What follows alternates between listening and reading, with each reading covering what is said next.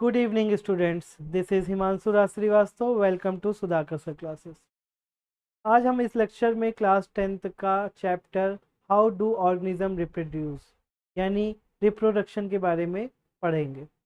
चलिए स्टार्ट करते हैं। तो रिप्रोडक्शन को हम लोग समझते हैं।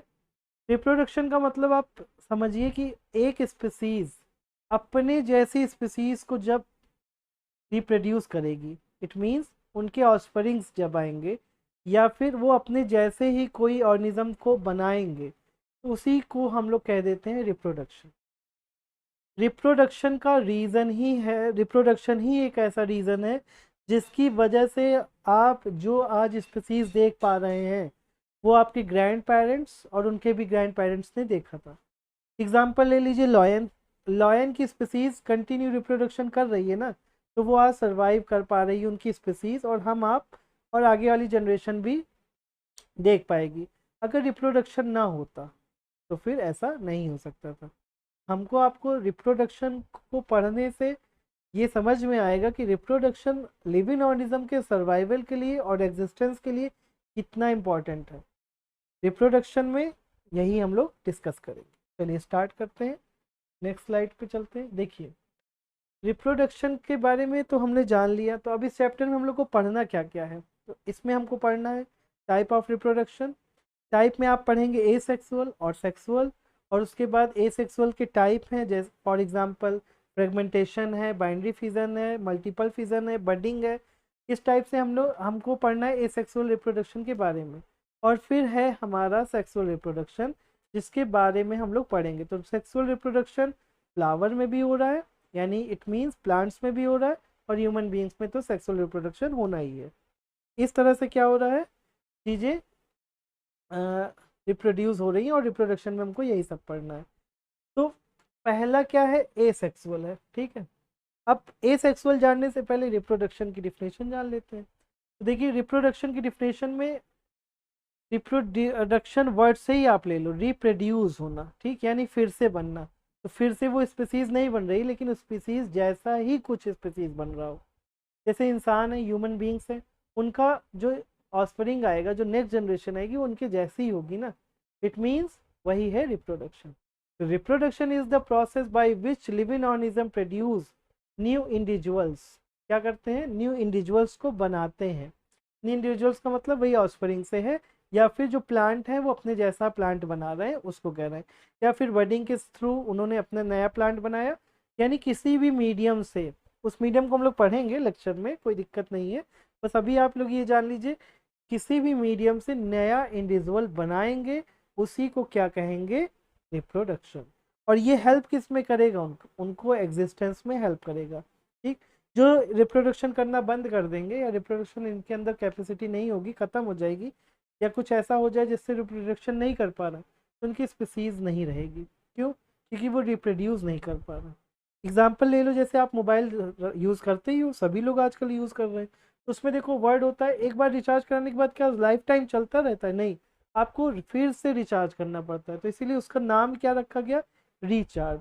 अगर रिचार्ज नहीं कराओगे तो क्या होगा, मोबाइल आपका चलना बंद हो जाएगा, डेटा आपका चलेगा नहीं, कॉलिंग नहीं होगी, कुछ नहीं होगा। वैसे ही अगर रिप्रोडक्शन होना बंद हो जाएगा, तो जब रिप्रोडक्शन होना बंद हो गया तो कोई भी स्पीसीज एग्जिस्ट कर ही नहीं पाएगी। तो ये चीज़ को ध्यान रखना है। और ये भी ध्यान रखना है, क्या पूरी तरह से हम आप सिमिलरिटी लेकर ही आ रहे हैं? क्या डीएनए जो है वो कॉपी हो रहा है तो पूरा कंप्लीटली कॉपी हो जा रहा है? नहीं। इसका आंसर क्या है, नहीं, डीएनए पूरा कंप्लीटली कॉपी नहीं करता है, नहीं कर पाता।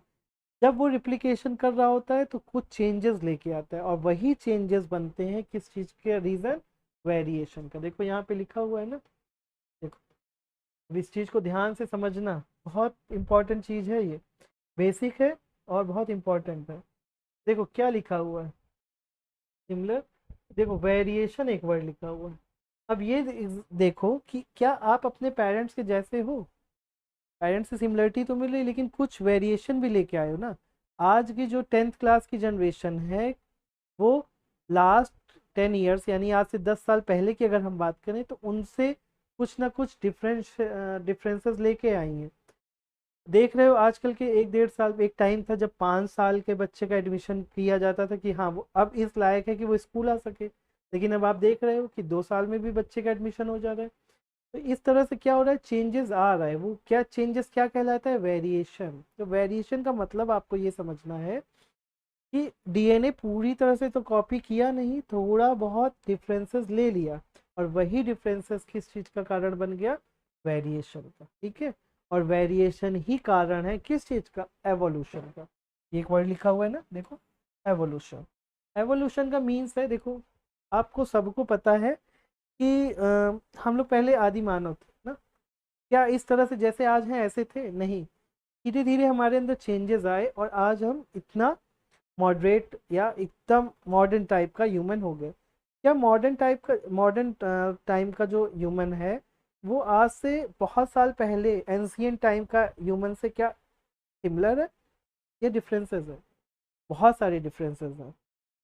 चाहे सोचने की कैपेसिटी देख लो, थिंकिंग की कैपेसिटी देख लो, पावर, फिजिकल, मेंटल लेवल, सब कुछ डिफरेंस, सब कुछ अलग अलग है। तो ये हुआ कैसे, क्योंकि डीएनए एग्जैक्ट कॉपी नहीं करता है, और जब एग्जैक्ट कॉपी नहीं करेगा तो वो कारण बन जाएगा किसका, वेरिएशन का। और वेरिएशन किसका कारण है, एवोल्यूशन का। एवोल्यूशन का मतलब होता है कि जब धीरे धीरे चेंजेस आ रहा है और वो बॉडी में मेंटली, फिजिकली, हर तरह से वो बॉडी में चेंजेस ला रहा है, उसी को हम लोग कहते हैं एवोल्यूशन।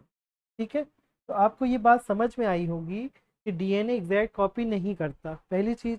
और दूसरी चीज़ ये कि जब वो एग्जैक्ट कॉपी नहीं करेगा तो एग्जैक्ट कॉपी ना करने की वजह से वेरिएशन हो जाता है, और वेरिएशन फिर कॉज करता है किसको, एवोल्यूशन को। डीएनए के बारे में आप जानते ही होंगे, डीएनए जेनेटिक मटेरियल है, और डीएनए का फुल फॉर्म क्या है, डीऑक्सी राइबो न्यूक्लिक एसिड। चलिए नेक्स्ट देखते हैं हम लोग बात।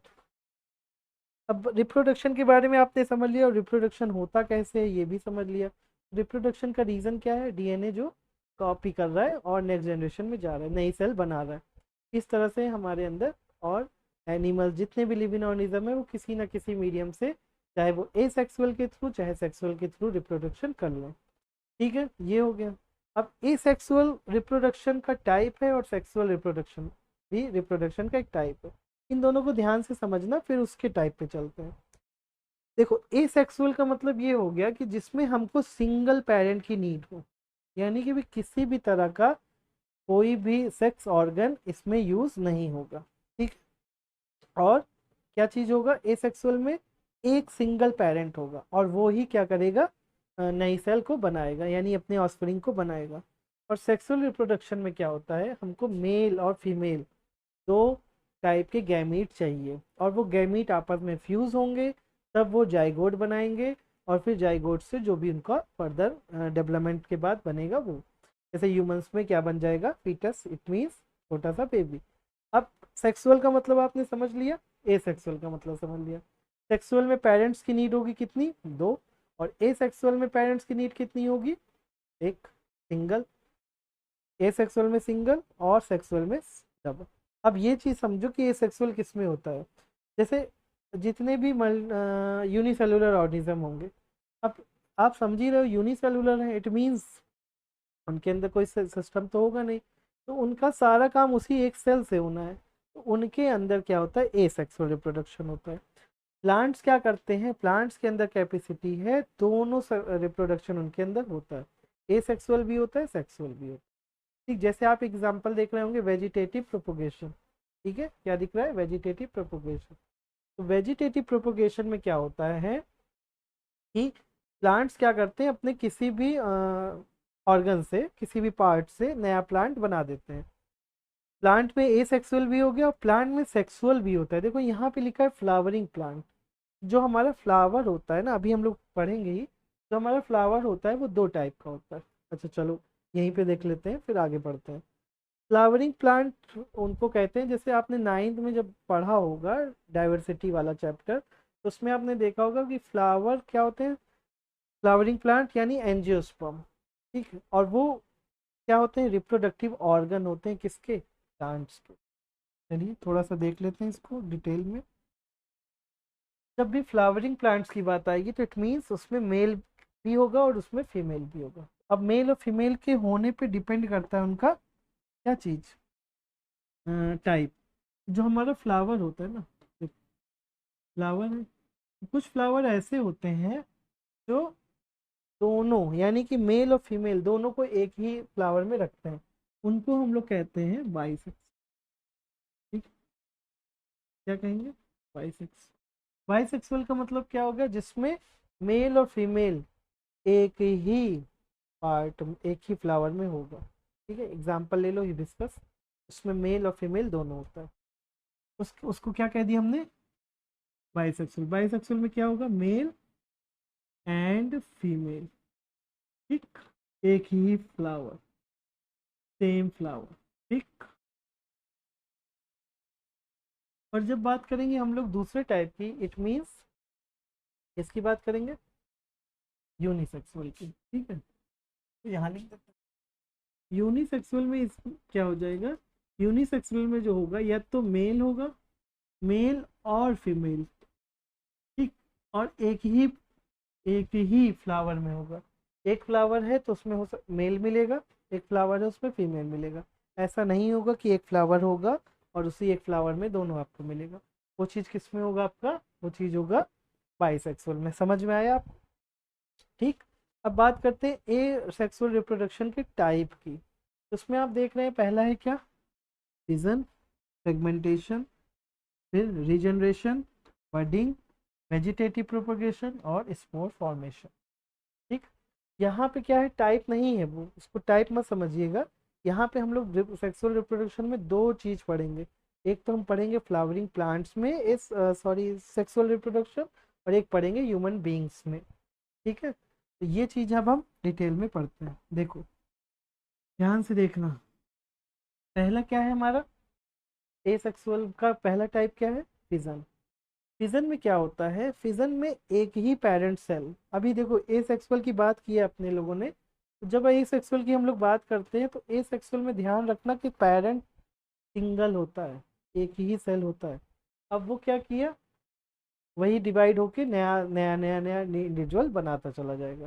ठीक है, अब बात हो रही है फिजन की, तो फिजन का मतलब आप समझिए, in the parents in this type of reproduction, parent cell divides into two daughter cells. इसमें क्या होगा, एक सेल होगी, ठीक है, क्या होगा, एक सेल होगा और वो दो सेल में डिवाइड हो जाएगा। जैसे एग्जांपल देखो लिखा हुआ है अमीबा। अमीबा आप जानते हो, अमीबा के बारे में एक बात ये भी आप जानते होगे कि ये क्या करते हैं, सिर्फ और सिर्फ बाइनरी फिजन से ही अपना रिप्रोडक्शन का काम कर लेते हैं। अब देखो एक अमीबा था ना, देखो एक अमीबा है, फिर वो फर्दर डिवाइड होते होते क्या बन गया, दो अमीबा बन गया कि नहीं, एक अमीबा ये और एक अमीबा ये। और पेरेंट सेल क्या था इसका, ये अमीबा आए कहाँ से, ये अमीबा आया इस वाले अमीबा से आया कि नहीं, इसी अमीबा का दो हिस्सा। तो ये डिवाइड कैसे होते हैं, पहले ये न्यूक्लियस का डिवाइडेशन करते हैं, उसके बाद ये साइटोप्लाज्म का डिवाइडेशन करते हैं। मतलब न्यूक्लियस और साइटोप्लाज्म का डिवाइडेशन हो जाएगा। क्यों होगा डिवाइडेशन, क्योंकि दो सेल बनानी है, दोनों में न्यूक्लियस चाहिए, दोनों में साइटोप्लाज्म चाहिए। तो एक सिंगल ही क्या बना, ये ही बना, और इसी का एक पार्ट ये भी है कि नहीं, कुछ गलत है नहीं। एक ही सेल दो सेल में डिवाइड हो गई। देखो सिंगल पेरेंट हुआ कि नहीं, ये हुआ हमारा सिंगल पेरेंट हुआ कि नहीं, देखो डिफिनेशन में यही तो लिखा है।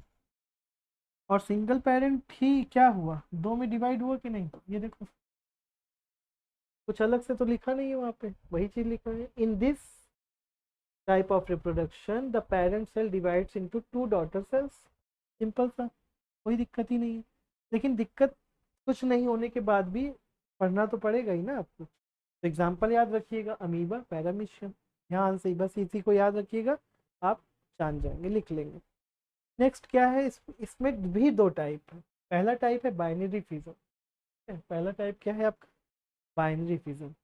बाइनरी फिजन का मतलब ये होता है कि जब एक सेल क्या करी, एक ही सेल दो डॉटर सेल्स बना दिया, ठीक है, तो क्या हो जाएगा वो बाइनरी फिजन। बाइनरी का मतलब होता है सिंगल, समझ लीजिए बाइनरी का मतलब दो, यानी कि एक सिंगल सेल दो बनाई। जैसे ये एग्जांपल आप देख रहे हो, ये बाइनरी फिजन का एग्जांपल है।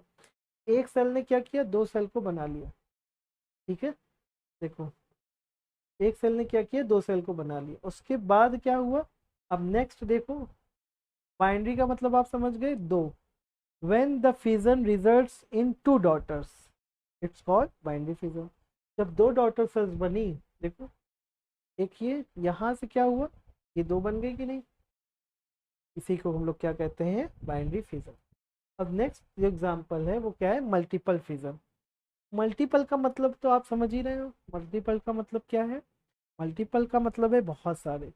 तो जब क्या हो रहा है, when the fission results in many daughter cells, अभी क्या हो रही थी, दो डॉटर सेल्स बन रही थी ना, अभी दो डॉटर सेल्स बन रही थी, अभी क्या बन रही है, मल्टीपल, बहुत सारी डॉटर सेल्स बन रही है।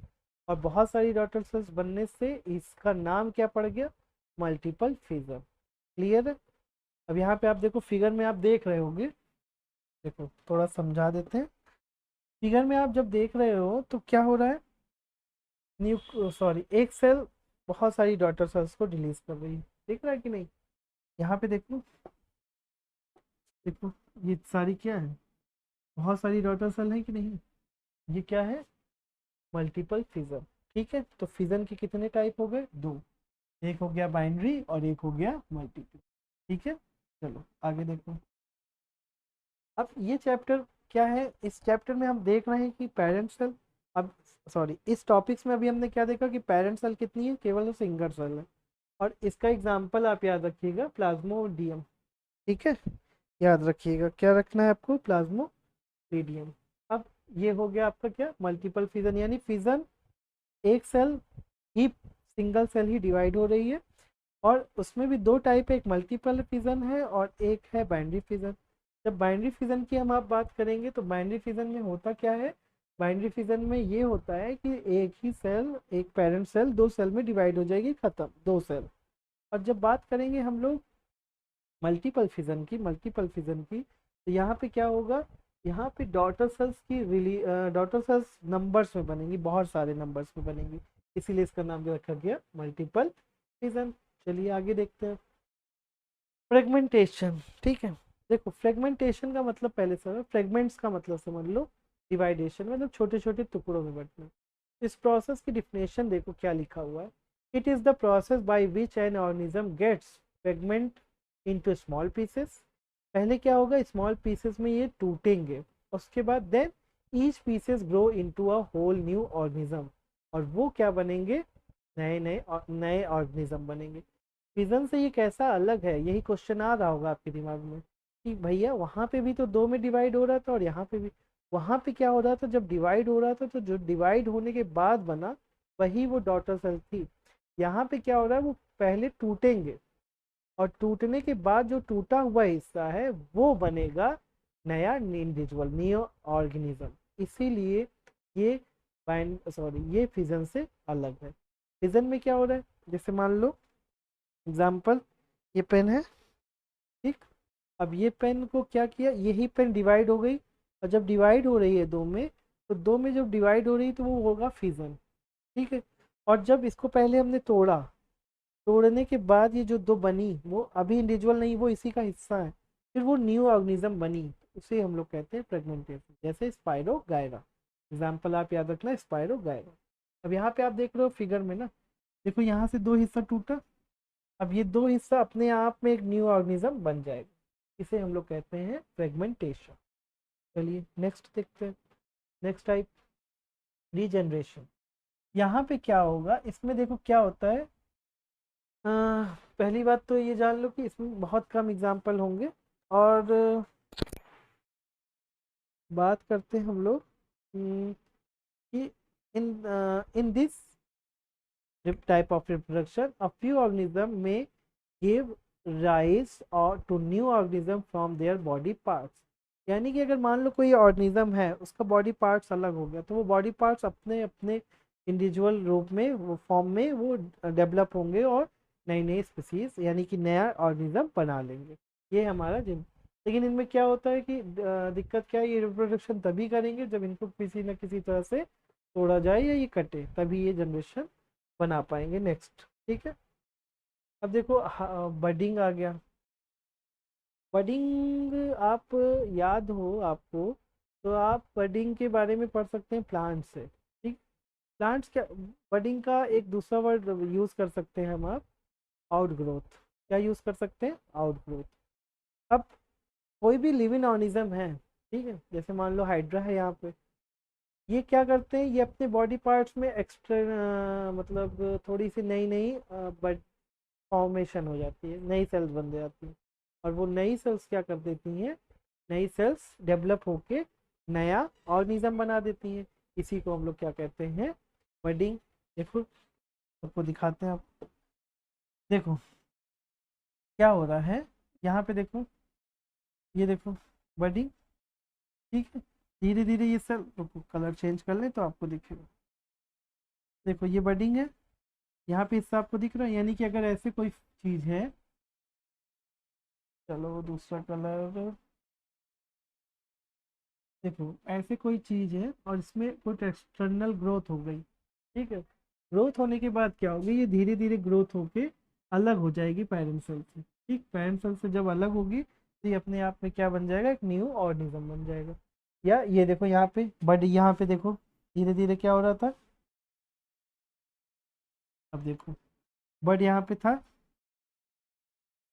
बट ये देखो बट दिख रहा कि नहीं, ये देखो ब्लू कलर से जो, ये बट धीरे धीरे डेवलप करके एक नया ऑर्गेनिज्म बना दिया, दिख रहा है कि नहीं। तो इस तरह से क्या हो गया, ये हमारा बडिंग का प्रोसेस कंप्लीट हो गया, और बडिंग एसेक्सुअल रिप्रोडक्शन का एक टाइप है। चलिए इसका एग्जांपल आप याद रखिएगा, हाइड्रा, ठीक है। अब हम पढ़ेंगे वेजिटेटिव प्रोपोगेशन। चलिए अब हमने बडिंग ख़त्म कर लिया, अब नेक्स्ट टॉपिक हम लोग पढ़ते हैं वेजिटेटिव प्रोपोगेशन, ठीक है। देखो वेजिटेटिव प्रोपोगेशन का मतलब समझो पहले। तो वेजिटेटिव प्रोपोगेशन का मतलब ये होता है कि प्लांट के कुछ ऐसे पार्ट होते हैं जो प्लांट नया प्लांट बना लेते हैं, उसी को हम लोग कहते हैं वेजिटेटिव पार्ट्स। तो एग्जांपल देखो, आप सबने रोज़ प्लांट देखा ही होगा, तो रोज़ जब हम आप लगाते हैं तो उसका एक पार्ट लगाते हैं, उसका स्टेम लगाते हैं, ध्यान दिया है, वही स्टेम ही क्या कहलाएगा, वेजिटेटिव प्रोपोगेशन, ठीक।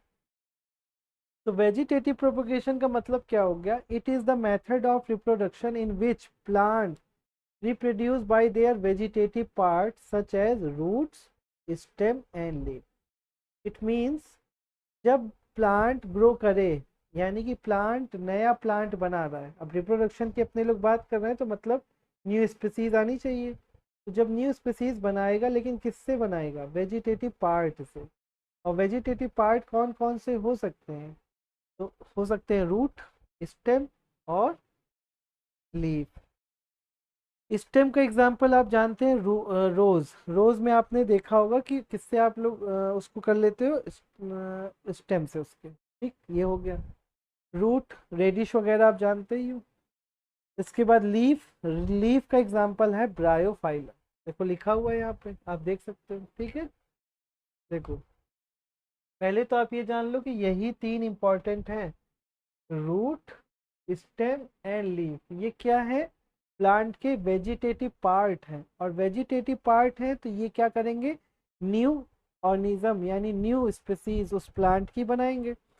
उसके बाद एग्जाम्पल में देखो स्टेम से क्या बन रहा है, स्टेम से देखो ये स्टेम लिखा हुआ है, स्टेम से हम लोग टर्मरिक, जिंजर वगैरह, अदरक वगैरह खाए ही होंगे, जानते ही होंगे आप लोग। उसके बाद देखो लीफ से कौन बना, लीफ का एग्जाम्पल दिया गया है ब्रायोफाइलम। और उसके बाद हाँ देखो बल्ब, ये सब क्या है, ये सब रूट से बन रही है, ठीक है। तो इस तरह से क्या हो रहा है, हमारा नेचुरल वेजिटेटिव हो रहा। अब देखो इसका नाम, एक स्पेशल नाम दिया गया ना, अभी तक हम लोग तो वेजिटेटिव ही पढ़ रहे थे, लेकिन जब हमने देखा कि इसमें एक वर्ड लिखा हुआ है नेचुरल, यानी कि हमको आपको इसमें इन्वॉल्वमेंट नहीं करनी है, ठीक है, बस आप क्या कर सकते हैं, बस ज़्यादा से ज़्यादा प्लांट लगा सकते हैं, हमने आपने कुछ उसमें रोल नहीं निभाना है, और वो डेवलप करेगा, तो वो क्या कहलाएगा, वेजिटेटिव प्रोपोगेशन। और कौन सा वेजिटेटिव प्रोपोगेशन कहलाएगा, नेचुरल वे में। उसके बाद जब हम बात करेंगे second type of vegetative propagation की, तो वो है आर्टिफिशियल। आर्टिफिशियल का मतलब आप सब लोग जानते हैं बहुत इजी वे में, आर्टिफिशियल का मतलब होता है कोई चीज़ बनावटी, यानी कि बनाया जाए। तो बनाने का मतलब ये हो गया कि वो नेचुरल वे में नहीं है ना, जैसे हमारा आपका नेचर क्या है, जैसा हम हैं वो नेचुरल वे में दिखता है, लेकिन कभी कभी हम लोग अपनी नेचुरलिटी से हट के बात करते हैं या काम करते हैं, तो वो हमको बनाना पड़ता है, तो वो कहलाएगा आर्टिफिशियल। और एग्जांपल देखो ले सकते हो आप, जैसे पॉन्ड आप सब जानते हो, पॉन्ड हो गया, रिवर हो गया, लेक, ये सब क्या है, नेचुरलिटी से बने हुए हैं, इनमें कुछ भी हम आप नहीं करते। लेकिन आपने जो एक्वेरियम बनाया, एक घर में एक्वेरियम होता है ना फिश वगैरह रखने के लिए, उसको जब आप बनाते हो तो उसको खुद बनाते हो, तो ये क्या हो गया, ये आर्टिफिशियल हो गया। ठीक है, यानी कि मैन मेड चीज़, या जिसमें किसी भी तरह की नेचुरल चीज़ें इन्वॉल्व नहीं हो रही बनने में, तब हम उसे आर्टिफिशियल कहते हैं। अब यहाँ पे आर्टिफिशियल के साथ एक वर्ड और ऐड कर दिया गया, क्या, वेजिटेटिव प्रोपोगेशन।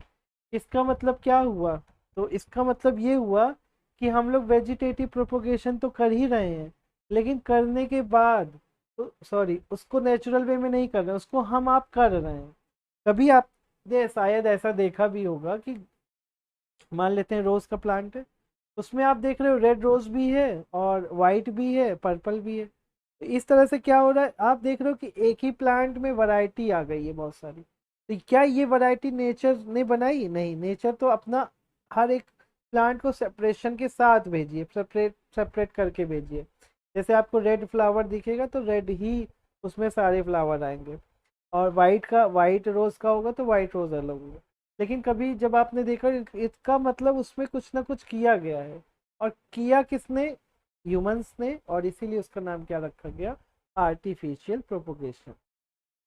अब आर्टिफिशियल प्रोपोगेशन कैसे देखो होता है, तो कई मेथड्स हैं। कटिंग, कटिंग सबसे चीपेस्ट मेथड है वेजिटेटिव प्रोपोगेशन का। कटिंग में क्या होता है, आपने एक स्टेम लिया या एक भी किसी भी प्लांट का एक पार्ट लिया, जैसे मान लो स्टेम ही लिया, उसको इस तरह से काट लिया, काटने के बाद यही चीज़ आपने जाके ग्राउंड में लगा दिया, अपने फील्ड में लगा दिया, और उसका नरेशन किया, सॉरी न्यूट्रिशन किया, उसका बेहतर तरीके से उसकी देखभाल की, वो प्लांट बन जाएगा। ये क्या हो गया आपका कटिंग। ठीक, इसमें कुछ करना नहीं है, बस सीधा गए आप, जो भी पार्ट से आपको वेजिटेटिव पार्ट जो भी यूज़ करना है उसको कट किया और उसी को लगा दिया, ये हो गया। तो ये हो गया आपका क्या, कटिंग।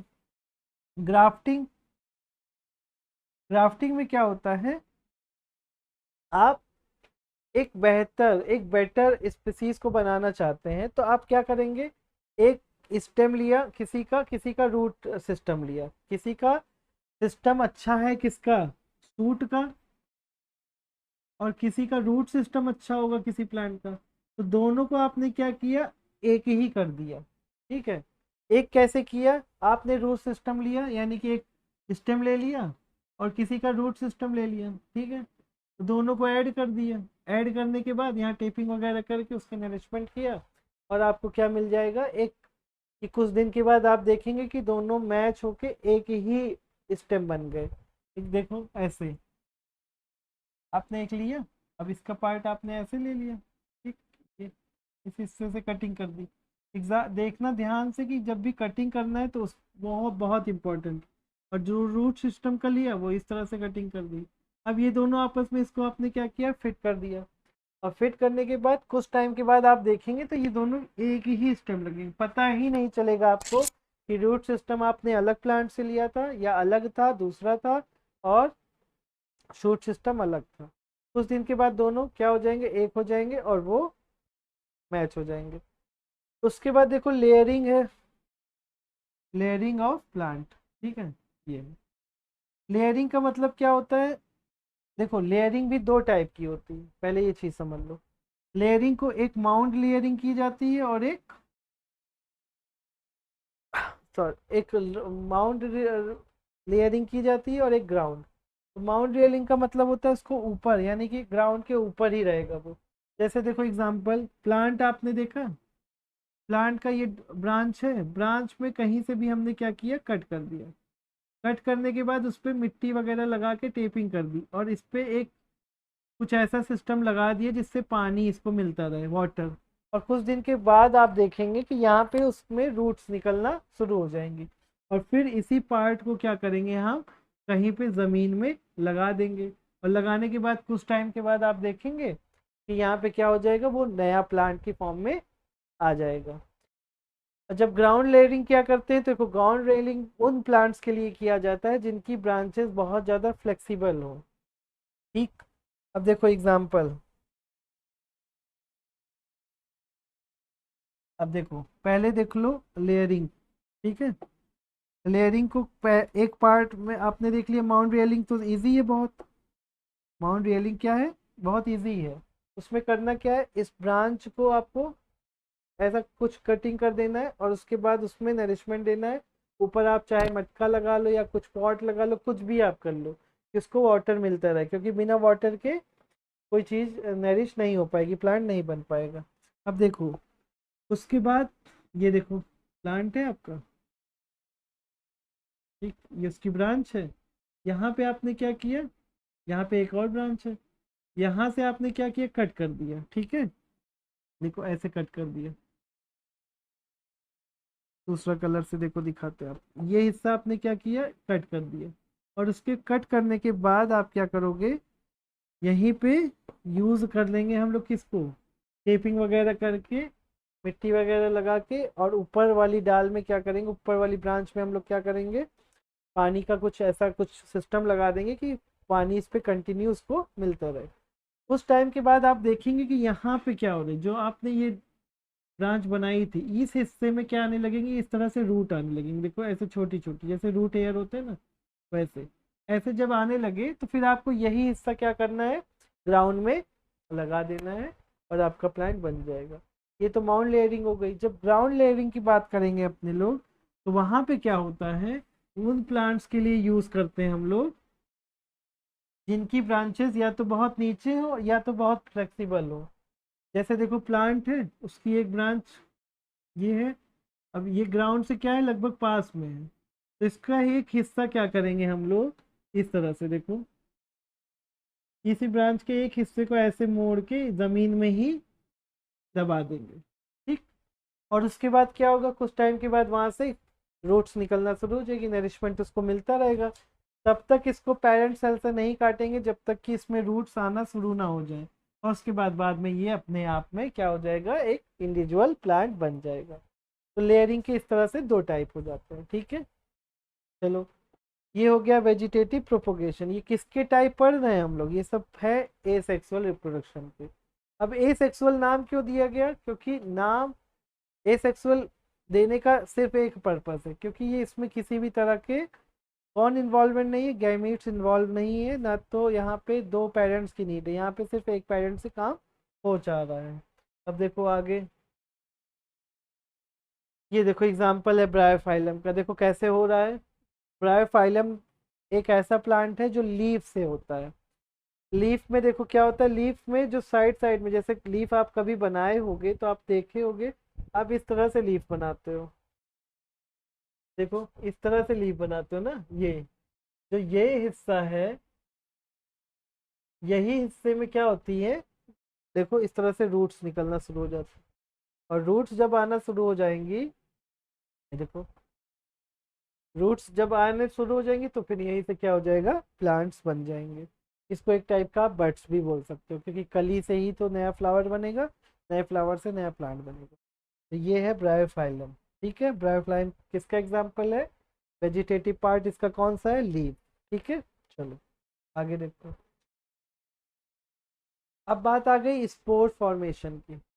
कुछ प्लांट ऐसे भी हैं, कुछ ऐसे भी क्रिएचर्स हैं जो क्या करते हैं, स्पोर बना के रिप्रोडक्शन को करते हैं। जैसे राइजोपस जानते होंगे आप लोग, तो देखो उसमें क्या होता है, फिगर आपको यहाँ पे दिख रहा होगा, एक फिलामेंट जैसा स्ट्रक्चर है, आपको ये दिख रहा होगा। इस फिलामेंट स्ट्रक्चर पे क्या होता है, यहाँ पे साइड में, यहाँ पे एकदम एंड पॉइंट पे क्या बनने लगते हैं, ये देखो स्पोर्स बनना शुरू हो जाते हैं। स्पोर्स बनना जब स्टार्ट हो जाते हैं तो कुछ टाइम के बाद यही स्पोर नया प्लांट बनाएंगे, नया क्रिएशन के न्यू स्पीसीज लाएंगे। लेकिन ये स्पोर क्या हमेशा वहीं पे रहेंगे, तो बन जाएगा नहीं, ये एक वॉल तो बनाएंगे प्रोटेक्शन के लिए, और जब इनकी कंडीशन अच्छी होगी, यानी इनके अकॉर्डिंग कंडीशंस आएंगी, तो उसके बाद इनकी कंडीशन इनको फेवर करेंगी, तो ये क्या करेंगे, वहां से रिमूव हो जाएंगे, और रिमूव होने के बाद क्या करेंगे, नया प्लांट बना देंगे। सॉरी, नया स्पीसीज बना देंगे, ज़्यादा बेटर वर्ड ये है रिप्रोडक्शन के लिए, स्पीसीज वर्ड, न्यू स्पीसीज। अब देखो इसकी डिफिनेशन में क्या लिखा है, in spore formation the parent plant produce thousand of microspores, यानी कि बहुत छोटे छोटे चीज़ों को बनाएंगे। जो स्पोर्स होते हैं वो हमको आपको इस तरह से नहीं दिखाई देंगे, माइक्रो देखो वर्ड लिखा हुआ है, इसका मतलब क्या है, बहुत छोटे हैं। और ये फिर क्या बनाएंगे, नए इंडिविजुअल्स बनाएंगे। लेकिन ये ध्यान रखना है आपको कि ये उस टाइम पे ही आएंगे जिस टाइम पे कंडीशन इनके अकॉर्डिंग होगी। जब कंडीशन इनके अकॉर्डिंग नहीं होगी तो इनके पास एक वॉल बनती है स्पेशल टाइप की, और वो इनका क्या करती है, प्रोटेक्शन करती है। तब तक प्रोटेक्शन करती हैं, तब तक इनके उसी वॉल में, उसी चैम्बर में ये रहते हैं, जब तक कि कंडीशन इनके अकॉर्डिंग नहीं होगी। ध्यान रखिएगा, कंडीशन इनके अकॉर्डिंग होने पर ही स्पोर फॉर्मेशन से नया स्पीसीज आएगा। ठीक है, देखिए ये तो बात हो गई ए सेक्सुअल रिप्रोडक्शन की। ठीक है, अब ए सेक्सुअल रिप्रोडक्शन क्या होता है, प्लांट्स में होता है और बहुत सारे यूनिसेलुलर में भी होगा। लेकिन प्लांट्स की एक खूबी ये है कि प्लांट्स के अंदर एक और रिप्रोडक्शन भी होता है, उसको कहते हैं सेक्सुअल रिप्रोडक्शन। और ह्यूमन बींग्स और एनिमल्स में आप जानते हो कि सेक्सुअल रिप्रोडक्शन ही होगा। सेक्सुअल रिप्रोडक्शन का मतलब क्या होता है, सेक्सुअल रिप्रोडक्शन का मतलब ये होता है कि जब गैमीट हो, और गैमीट भी दो टाइप के होंगे। कैसे गैमीट होंगे, दो टाइप के, एक होगा मेल और एक होगा फीमेल। दो टाइप का क्या होना चाहिए, गैमीट। अब देखो पहले बात हम लोग करेंगे मेल गैमीट की और फीमेल गैमीट की। तो जब ह्यूमन बॉडी में बनता है तो ह्यूमन बॉडी में उसको स्पर्म बोला जाता है और ओवम बोला जाता है। जब प्लांट्स की बात करेंगे तो प्लांट्स में होते हैं मेल और फीमेल, इसमें भी होंगे। और इनमें क्या होगा, एक का नाम होगा स्टेमन, देखो ये लिखा हुआ है, और दूसरे का नाम क्या होगा, कार्पल। अब ये क्या करेंगे, ये गैमीट बनाएंगे, ये उनके मेल पार्ट का नाम है और फीमेल पार्ट का नाम है। ये गैमीट बनाएंगे, उस गैमीट का नाम है एंथर, और वो कहाँ पहुंचेगा, ओवरी तक, और फिर नया प्लांट बनेगा, सॉरी सीड बनेगा, फिर नया प्लांट बनेगा। अब ये ध्यान रखना है आपको कि सेक्सुअल रिप्रोडक्शन प्लांट्स में हो रहा है और ए सेक्सुअल भी प्लांट में हो रहा है। ठीक, दोनों टाइप के रिप्रोडक्शन होते हैं प्लांट्स में। तो सेक्सुअल रिप्रोडक्शन किस प्लांट में होगा और रिप्रोडक्टिव ऑर्गन का नाम क्या है, ये आपको याद होना चाहिए। तो जो जब भी बात होगी कि रिप्रोडक्शन, और कैसे रिप्रोडक्शन की बात होगी, सेक्सुअल, तो आप याद रखना कि रिप्रोडक्टिव ऑर्गन का नाम क्या है प्लांट के, रिप्रोडक्टिव ऑर्गन का नाम है फ्लावर। ठीक है, अब ध्यान से सुनते चलना, यहाँ से कहानी अच्छी लगेगी आपको और समझ में भी आएगा, बहुत इजी है। रिप्रोडक्टिव ऑर्गन का नाम क्या रख दिया हमने, फ्लावर, हम जान गए। अब फ्लावर में भी आपको याद रखना है कि दो टाइप के फ्लावर हैं हमारे पास। कैसे हैं दो टाइप के फ्लावर, एक है बाईसेक्सुअल, ठीक है, बाईसेक्सुअल, और दूसरा है यूनिसेक्सुअल। ठीक है, ध्यान रखना, एक है बाईसेक्सुअल और एक है यूनिसेक्सुअल। तो बाईसेक्सुअल का मतलब होता है, देखो बायो में या साइंस में आप जानते हो बाई का मतलब दो होता है और यूनी का मतलब होता है एक। ठीक है, जब हम बात ऐसे फ्लावर की करेंगे जिसमें मेल और फीमेल दोनों एक ही में होगा, ठीक, यानी कि मेल पार्ट और फीमेल पार्ट, जैसे ये फ्लावर आप देख रहे हैं तो इसमें मेल और फीमेल दोनों एक ही पार्ट में है ना। आप सबने हिबिस्कस देखा ही होगा, उसमें भी आप देखो मेल और फीमेल दोनों एक ही में होते हैं। तो जब बात आती है कि बाईसेक्सुअल की, तो मतलब मेल एंड फीमेल उसमें होंगे, यानी एक ही फ्लावर में आपको मेल भी मिलेगा और उसी में फ्लावर में आपको फीमेल भी मिलेगा। तो ऐसे फ्लावर को क्या कहते हैं हम लोग, बाईसेक्सुअल। और जब बात आती है यूनिसेक्सुअल की, तो यूनिसेक्सुअल का मतलब ये होता है कि उसमें या तो मेल होगा एक फ्लावर में या फिर फीमेल, मतलब मेल और फीमेल अलग होंगे। जैसे एग्जांपल देख लो ह्यूमन बींग्स का, आप देख लो अपने आप को, और आपके घर में कोई फीमेल हो, मेल फीमेल को देख लें और फीमेल मेल को। अब देखो क्या है, हम आप क्या है, यूनिसेक्सुअल है। क्या मतलब है इसका, इसका मतलब मेल में मेल ही होगा, फीमेल में फीमेल होगा, एक ही बॉडी में दोनों नहीं होंगे। कुछ क्रिएचर जैसे अर्थवॉर्म आप जानते होंगे, अर्थवॉर्म में क्या होता है, मेल फीमेल एक ही में होते हैं, तो वो बाईसेक्सुअल ऑर्गेनिज्म कहलाता है। और हम लोग क्या है, यूनिसेक्सुअल। उसी तरह से फ्लावर है, सिंपल सा। फ्लावर में क्या हो रहा है, फ्लावर में भी जब मेल है एक में, और तब उसको कहेंगे यूनिसेक्सुअल, और एक ही में एक अलग फ्लावर में फीमेल है तो उसको बोलेंगे यूनिसेक्सुअल। लेकिन जब बाइसेक्सुअल की बात आएगी तो दोनों एक ही में। ठीक है, चलो आगे समझते हैं। अब यहाँ पे बात आ रही है फ्लावर को समझ तो लिया हमने, अब फ्लावर कैसे रिप्रोडक्टिव ऑर्गन बने ये देखना है। तो देखो यहाँ पे आप देख रहे होंगे, यहाँ पे एक वर्ड लिखा हुआ है एंथर। अब आप दिमाग में बैठा लो, अभी एक इमेजिनेशन कर लो कि आपके पास हिबिस्कस फ्लावर है, ठीक है, हिंदी में गुड़हल बोलते हैं उसको ना। वो आप फ्लावर देखो, इमेजिन करो कि आपके पास वो है। अब उसमें क्या होगा, आपको ये देखोगे कि वहां पे बाहर इस टाइप से देखो स्ट्रक्चर निकले रहते हैं, ठीक, सॉरी, इस तरह से देखो ऐसे एक फिलामेंट जैसा आएगा स्ट्रक्चर, और उसमें देखो इस तरह से निकले रहते हैं, ठीक है ना। ध्यान दिए हो, देखो अब इमेजिन करो इसी तरह से आएगा। इस ये पार्ट क्या होता है, ये पार्ट है उसका मेल पार्ट। कौन है, मेल पार्ट। अब मेल पार्ट का नाम क्या कह दिया हमने, नाम कह दिया स्टेमन। ठीक, स्टेमन में दो चीज से स्टेमन बना है, स्टेमन के दो पार्ट है, एक है एंथर और एक है फिलामेंट। फिलामेंट क्या करता है, एंथर को सपोर्ट करता है। क्या करता है, एंथर को सपोर्ट करता है। अब देख रहे हो आप, एंथर जो है, जैसे ध्यान दिया होगा सरसों में यानी मस्टर्ड में आपने, या हिबिस्कस में, गुड़हल में आपने देखा होगा कि बाहर जो स्ट्रक्चर बने होते हैं वो एकदम छोटे छोटे दाने जैसे होते हैं। अब वो क्या है, उस वो अपने आप में तो स्टैंड नहीं कर पाएगा ना, तो कुछ ना कुछ सपोर्ट चाहिए ना। जैसे अभी आपकी बात कर लें, आप लोग को सपोर्ट चाहिए ना, अपने आप तो आप नहीं कर सकते, अभी क्लास 10th में हो, छोटे बच्चे हो, तो आपको सपोर्ट किसका मिल रहा है, पेरेंट्स का। तो पेरेंट्स आपको हर तरह से सपोर्ट कर रहे हैं, तो सिर्फ आपका जो काम है स्टडी का वो आप करते जा रहे हो। ठीक, अब स्टडी करने के लिए आपने चैनल देखना है, तो सुधाकर सर क्लासेस आपने देख लिया, आपको यहाँ सारे कंटेंट मिल रहे हैं, आप पढ़ते चले जा रहे हो। ठीक, अब फिलामेंट को किस लिए रखा गया है इस फ्लावर के पार्ट में, क्योंकि फिलामेंट ही सपोर्ट कर रहे हैं एंथर को। और एंथर में क्या होता है, पॉलन ग्रेन्स होते हैं। क्या होते हैं, ध्यान रखना ये नाम अभी आगे भी आएगा, पॉलन ग्रेन्स। ठीक है, अब इनका काम खत्म, मेल पार्ट हमने समझ लिया। मेल पार्ट में बस आपको समझना है एंथर और फिलामेंट। फिलामेंट का काम क्या है, एंथर को सपोर्ट करना। एंथर के पास होता है पॉलन ग्रेन, अभी पॉलन ग्रेन क्या करेगा हम लोग अभी आगे समझते हैं। बहुत से बच्चों का दिमाग चल रहा होगा कि हाँ ये होता है, ये होता है, बहुत अच्छी बात है। तो जूनियर क्लासेस में भी आपने इसको पढ़ रखा है, तो थोड़ा थोड़ा आपको कहानी बहुत आसान लग रही होगी। उसके बाद देखो बात वहां पे देखो, एक राउंड शेप में लिखा हुआ है कार्पल। क्या लिखा हुआ है, कार्पल। कार्पल क्या होता है, कार्पल जो है वो फीमेल पार्ट है। जैसे अभी देखा आपने क्या, स्टेमन ना, स्टेमन क्या देखा, स्टेमन मेल पार्ट है, वैसे फीमेल पार्ट है। अभी आपको बताया ना सेक्सुअल रिप्रोडक्शन।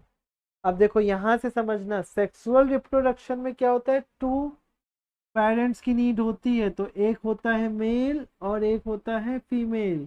अब ये सेक्सुअल रिप्रोडक्शन की बात चाहे एनिमल्स में करें चाहे प्लांट्स में, मेल और फीमेल गैमीट बनेंगे, ये ध्यान रखिएगा।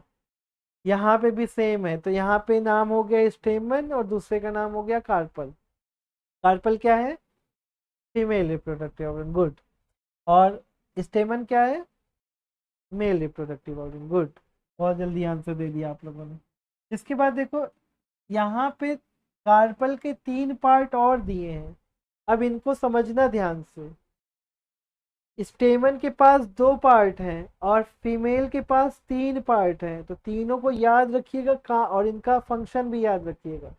तो देखो पहला क्या आ रहा है, इसको कलर चेंज कर लेते हैं तो आपको और अच्छे से दिखेगा। देखो यहाँ पे क्या है, स्टिग्मा।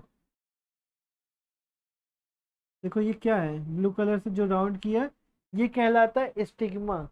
स्टिग्मा का मतलब आप समझते हैं, जो सबसे अपर पार्ट होगा किसका, फीमेल पार्ट का, जहां से स्ट्रक्चर स्टार्ट हो रहा है। देखो ऊपर से नीचे की अगर हम लोग बात करें, तो स्ट्रक्चर कहाँ से स्टार्ट हो रहा है, यहीं से ना। तो यहीं पे क्या होता है, स्टिग्मा। अब स्टिग्मा का काम क्या है, क्यों स्टिग्मा है, तो स्टिग्मा के पास कुछ ऐसे सब्सटेंस होते हैं जो स्टिकी से होते हैं। कैसे होते हैं? स्टिकी, चिपचिपे से। तो जब भी पॉलन ग्रेन आएंगे तो ये इनको क्या कर लेते हैं? स्टिक कर लेते हैं, अपने अंदर चिपका लेते हैं। तो क्यों चिपका लेते हैं? क्योंकि अगर वो चिपकाएंगे नहीं तो पॉलन ग्रेन क्या करेंगे? उड़ जाएंगे, चले जाएंगे, कहीं और चले जाएंगे। लेकिन जाना कहाँ है उनको? उनको जाना है ओवरी में। कैसे, क्यों जाना है, वो भी हम लोग पढ़ेंगे। तो स्टिग्मा का काम क्या हो गया? स्टिग्मा का काम सिर्फ ये है कि वो एक स्टिकी सा सब्सटेंस अपने अंदर रखते हैं, ताकि पॉलन ग्रेन जब आए तो ये उसको अपने अंदर स्टिक कर लें। और स्टिक करने की वजह से क्या होगा? वो पॉलन ग्रेन कहीं और नहीं जा पाएगा, उसका जहाँ पे काम है वहीं पे जाएगा। ठीक। माँ बाप जैसे आपके पेरेंट्स हैं वो भटकने नहीं देते आपको ना, तो वैसे ये भी क्या करते हैं? पॉलन ग्रेन को जहाँ पहुँचाना है वहीं पहुँचाने का काम करते हैं। अब उसके बाद देखो दूसरा वर्ड लिखा हुआ है स्टाइल। अब स्टाइल का मतलब वो ना समझ लेना कि आप बहुत स्टाइल में रहते हैं, हम लोग बहुत स्टाइल में। स्टाइल स्टाइल नहीं। यहाँ पे स्टाइल का मतलब सिर्फ और सिर्फ क्या है? रास्ते से। ये देखो एक रास्ता दिख रहा है आपको। अब पॉलन ग्रेन जब स्टिग्मा पे आएगा तो उसको पहुंचना है ओवरी तक। ठीक। क्यों ओवरी तक पहुंचना है? सिंपल सी बात है भैया कि सेक्सुअल रिप्रोडक्शन कर रहे हैं, तो मेल गैमीट का फीमेल गैमीट तक पहुंचना बहुत जरूरी है। जब तक मेल और फीमेल फ्यूज नहीं होंगे वो सेक्सुअल रिप्रोडक्शन नहीं कर पाएंगे, और नहीं होगा तो नया सीड नहीं बनेगा, सीड से प्लांट नहीं बनेगा, कुछ नहीं। ठीक। तो वो स्टाइल क्या है? सिर्फ और सिर्फ रास्ता है। देखो एक ट्यूब लाइक एक सिलेंडर शेप में आपको दिख रहा है ना, यही है स्टाइल। उसके बाद देखो एक जो मेजर पार्ट है, जो सबसे इम्पोर्टेंट पार्ट है, वो है ये। देखो ये हिस्सा क्या कहलाता है? इसको हमने पर्पल कलर से कर दिया है। ये हिस्सा कहलाता है ओवरी। ठीक। ओवरी का काम क्या है? यहीं पे फर्टिलाइजेशन होगा। ठीक। जाइगोट बनेगा, सीड बनेगा, और इसी में क्या होता है? ओव्यूल। ठीक। यही क्या है? फीमेल गैमीट है। उसके बाद कुछ और भी पार्ट है, जैसे पीटल, पंखुड़ी जिसको बोलते हैं, जिस जो कलरफुल होती है, फ्लावर के जो डिफरेंट कलर होते हैं वो। सेपल क्या करते हैं? सेपल करते हैं इन सब पार्ट को, अपर पार्ट को सपोर्ट करते हैं। आपने देखा होगा ग्रीन ग्रीन कलर का होता है ना, पहले वो क्या होता है? बड फॉर्म में तो पूरा कवर किए होता है, फिर धीरे धीरे ओपन होता है, वो बेस बन जाता है फ्लावर का। तो ये क्या है? फ्लावर का बेस है। ठीक है। ये क्या करता है? सपोर्ट करता है बाकी चीजों। तो फ्लावर के ये सब पार्ट हैं। क्या क्या? स्टेमन हो गया, stamen means male part. Male में क्या है आपके पास? एंथर है, फिलामेंट है, कार्पल फीमेल पार्ट, स्टिग्मा है आपके पास, स्टाइल है, ओवरी है, ओव्यूल है, पीटल्स है, और सेपल्स है। इस तरह से हमारे पास फ्लावर के ये सब प्लांट। ये कहाँ मिलेगा भैया? फ्लावरिंग प्लांट्स में। इट मीन्स एंजियोस्पर्म में। ठीक। अब देखो आगे। अब इतनी बात तो जान लिए, अब हम लोग जानते हैं कि सेक्सुअल रिप्रोडक्शन कैसे होता है प्लांट्स में। ठीक है। तो उसके लिए आपको एक वर्ड, एक टर्म लिखा हो, दिख रहा होगा स्क्रीन पे। वो टर्म का नाम क्या है? पॉलिनेशन। क्या नाम है? पॉलिनेशन। पॉलिनेशन एक प्रोसेस है किसकी? सेक्सुअल रिप्रोडक्शन की। अब देखो कैसे। यहाँ पे देखो एक वर्ड लिखा हुआ है, पॉलन ग्रेन। लिखा है कि नहीं? कहीं दिख रहा है पॉलन ग्रेन आपको? देखो, देखो कलर चेंज। देखो पॉलन ग्रेन दिख रहा है कि नहीं? पॉलन ग्रेन के बाद आपको दिख रहा होगा कि वो कहाँ पे पहुंच रहा है? स्टिग्मा पे। ठीक। इसी प्रोसेस को क्या बोला जाता है? क्या बोला गया? पॉलिनेशन। यानी कि जब मेल पार्ट फीमेल पार्ट के स्टिग्मा तक पहुंचेगा, यानी कि पॉलन ग्रेन क्या कहलाएंगे? Female, sorry, male gamete. ये कहाँ पे पहुंचेंगे? फीमेल गैमीट तक इनको जाना है।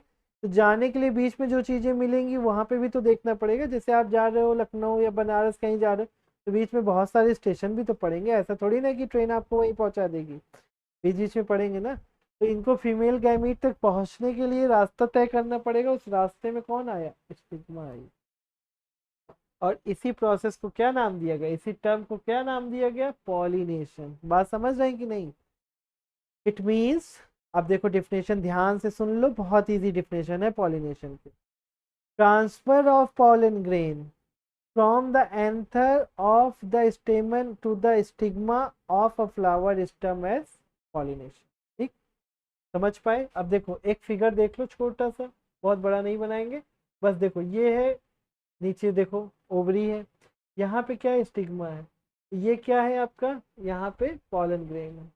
ठीक, अब ये पॉलन ग्रेन जैसे किसी भी मीडियम से, हवा से, पानी के रास्ते, किसी इंसेक्ट के मीडियम से, ये कहाँ पे पहुंचेगा, स्टिग्मा तक। और जब ये स्टिग्मा तक पहुंच गया, इसी प्रोसेस को नाम दिया गया पॉलिनेशन। अब पॉलिनेशन नाम तो दे दिया गया, लेकिन देखा गया कि पॉलिनेशन भी दो टाइप का होता है। दो टाइप का कैसे, एक सेल्फ होता है, एक क्रॉस। ठीक है, सेल्फ और क्रॉस का मतलब ऐसे समझ लो कि आपकी लोकल शादी और दूसरे डिस्ट्रिक्ट में शादी। मान लो आप जिस भी डिस्ट्रिक्ट के हो, वहाँ पे मान लो आप इलाहाबाद हो, बनारस को, इलाहाबाद में ही शादी कर ली, तो वो कहलाएगा सेल्फ पॉलिनेशन। अभी कैसे, यानी कि फ्लावर क्या होना चाहिए, प्लांट का सेम होना चाहिए। ठीक, एक ही फ्लावर का मेल पार्ट उसी फ्लावर के फीमेल पार्ट पर गया, उसे हमने नाम दिया है सेल्फ पॉलिनेशन। देखो सेल्फ का मतलब क्या होता है ना, खुद ना, स्वयं। इसका मतलब क्या हो गया, फ्लावर क्या होना चाहिए, सेम होना चाहिए, मेल फीमेल एक ही फ्लावर का होगा, और प्लांट एक ही हो गया। उसके बाद जब बात करेंगे क्रॉस पॉलिनेशन की, तो यहाँ पे क्या होगा, pollen from the stamen of the flower is transfer to the stigma of different flower, दूसरे पे जाएगा। ठीक है, जैसे आप लोकल शादी और डिस्ट्रिक्ट चेंज करके शादी की बात किया, वही एग्जांपल है। यहाँ पे क्या होगा, फ्लावर चेंज हो जाएगा। ठीक है, मान लो एक फ्लावर ए है और बी है, अब बी में भी मेल फीमेल पार्ट होगा, इसका मेल पार्ट बी पे गया, तो ये कहलाएगा आपका क्रॉस पॉलिनेशन। और अगर ए का ही मेल फीमेल पे गया, तो वो क्या कहलाएगा, सेल्फ पॉलिनेशन। ठीक, तो ये है किसके टाइप, पॉलिनेशन के। तो पॉलिनेशन होता क्या है, पॉलिनेशन एक प्रोसेस है जिसमें एंथर कहाँ पहुंचा, स्टिग्मा पे। और ये भी ध्यान रखना है कि सेल्फ पॉलिनेशन है या क्रॉस पॉलिनेशन, तो अगर सेम फ्लावर का स्टिग्मा और एंथर है तो वो कहलाएगा सेल्फ, और डिफरेंट डिफरेंट फ्लावर्स का है तो वो कहलाएगा आपका क्रॉस पॉलिनेशन। ठीक है, चलो यहाँ पे आप देख रहे हो फीमेल, ये देखो पूरी तरह से उस प्रोसेस को दिखाया गया फिगर के मीडियम से, ध्यान से देखो आपको समझ में आ जाएगा। देखो जितनी चीज अभी बताई गई वही तो है, और कुछ है क्या, नहीं है। ये क्या है, फीमेल पार्ट को यहाँ पे बनाया गया है। अब फीमेल पार्ट को क्यों बनाया गया, क्योंकि सारा काम यहीं पे होना है भैया, कहीं बाहर कुछ नहीं। सबसे पहले क्या आ गया यहाँ पे, पॉलन ग्रेन। तो पॉलन ग्रेन कहाँ पे पहुंचा, पॉलन ग्रेन कहाँ पे पहुंचा, पॉलन ग्रेन पहुंचा स्टिग्मा पे। स्टिग्मा पे रुका कैसे, क्योंकि स्टिग्मा पे पास कुछ स्टिकी सा सब्सटेंस होता है। उसके बाद देखो स्टिग्मा से होता हुआ मेल जर्म, यानी कि मेल गैमीट कहाँ पे पहुंच गया, फीमेल जर्म तक, यानी कि ओव्यूल तक। अब ये जिस रास्ते जा रहा है, कौन जा रहा है, पॉलन ग्रेन जा रहा है ना। देखो पॉलन ग्रेन जा रहा है, इसीलिए इस ट्यूब का नाम क्या रखा गया, पॉलन ट्यूब। ये ध्यान रखिएगा कि पॉलन ग्रेन जिस ट्यूब के मीडियम से या जिस रास्ते से जा रहा है फीमेल जर्म सेल तक, उसे हम लोग नाम देंगे पॉलन ट्यूब। नाम पॉलन ट्यूब क्यों दिया गया, क्योंकि पॉलन ग्रेन का जाने का रास्ता है। ठीक है, उसके बाद यहाँ पे क्या आ जाएगा, फीमेल जर्म से वो मिलके यहाँ ओवरी तक पहुंचा, और वहाँ पे फीमेल जर्म यानी ओव्यूल तक पहुंचेगा, और यहाँ पे उसका क्या होगा, फर्टिलाइजेशन। उसके बाद प्रोसेस आगे बढ़ेगी। समझ में आया, कोई दिक्कत, ये फिगर ध्यान से देख लो, समझ में आ जाए। चलिए आगे देखिए, नेक्स्ट हम लोग पढ़ेंगे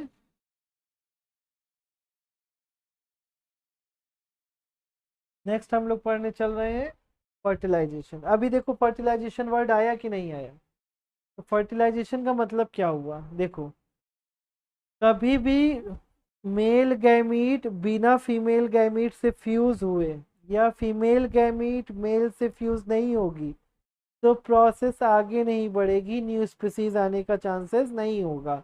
कब नहीं होगा, जब हम बात कर रहे हैं सेक्सुअल रिप्रोडक्शन की। ठीक है, अब यहाँ पे क्या हो रहा है, पॉलिनेशन प्रोसेस क्या थी, स्टिग्मा तक एंथर पहुंच गया, एंथर से pollen tube, anther pollen tube के मीडियम से कहाँ पहुंच गया, ओवरी, यानी ओवरी में, और ओवरी में यानी कि मेल और फीमेल का क्या होने जा रहा है, फ्यूजन। ठीक, अभी एक फिगर देखा था ना आपने, ये वाला, यहाँ पे देख रहे हो ना, ये हिस्से में क्या हो रहा है, फर्टिलाइजेशन। क्यों फर्टिलाइजेशन हो रहा है, यहाँ पे फीमेल जम्स पहले से थे, गैमीट पहले से था, और पॉलन ग्रेन यहाँ पे पहुंच गया, इसी को हमने क्या कह दिया, फर्टिलाइजेशन। फर्टिलाइजेशन जब होता है तो उसके बाद क्या होता है, वहीं पे सीड बनना स्टार्ट होता है। ठीक, फिर जाइगोट बनेगा, जानते ही हैं आप सब लोग, जाइगोट के बाद सीड वगैरह बन जाएगा। तो ये सब हो कैसे रहा है, ये सिर्फ और सिर्फ हुआ जब मेल और फीमेल गैमीट का फ्यूजन हुआ। तो फर्टिलाइजेशन की डिफिनेशन क्या बनी, pollination is followed by fertilization in plant, it is the process by of fusion of male germ cell with the female germ cell, यानी कि मेल गैमीट का फीमेल गैमीट से मिलना, यही कहलाएगा फर्टिलाइजेशन। उसके बाद क्या हो जाएगा, सीड का फॉर्मेशन, और सीड जर्मिनेशन करेगी, जर्मिनेशन करने के बाद वो क्या बना देगी, नया प्लांट।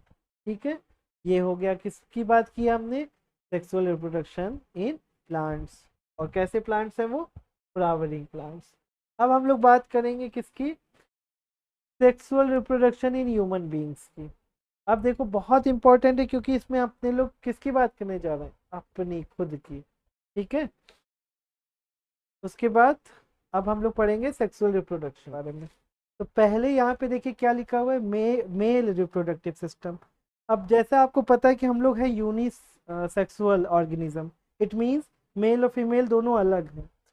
जब बात करते हैं सेक्सुअल रिप्रोडक्शन की और ह्यूमन बींग्स में, तो वही बात आ जाती है जैसे प्लांट्स में सेक्सुअल रिप्रोडक्शन की थी, कि क्या करना है हमको, मेल और फीमेल गैमीट का आपस में फ्यूज कराना है। जब दोनों फ्यूज होके फर्टिलाइज हो जाएंगे तो जाहिर सी बात है कि फिर गैमीट सॉरी जाइगोट बनेगा, जाइगोट के बाद एम्ब्रियो, एम्ब्रियो से फीटस ह्यूमन बॉडी में, और वैसे वहाँ पे शीट वगैरह बन जाएगा।